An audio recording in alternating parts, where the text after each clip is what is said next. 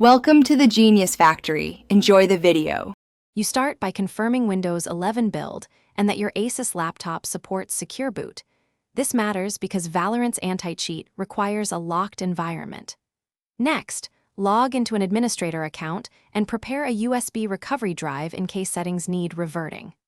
Once done, reboot and press the Asus BIOS key ESC, F2, or delete depending on model to enter firmware. Make sure to note current boot mode and any RAID or custom NVMe settings so you can restore them if needed.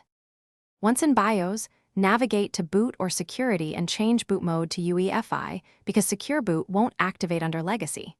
Then locate Secure Boot settings and choose Standard or Install/Enable Microsoft Platform keys.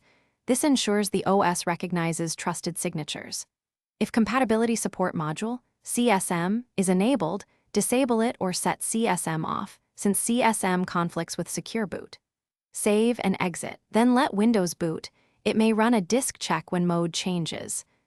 Back in Windows, open System Information, msinfo64, and confirm Secure Boot state reads on. That's the immediate check for Valorant compatibility.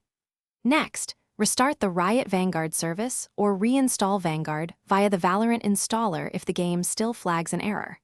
Make sure drivers and Windows updates are current. Outdated drivers can block Secure Boot validation. If problems remain, boot into BIOS and reset to defaults or use your USB recovery to revert changes. Then repeat steps carefully to avoid losing data.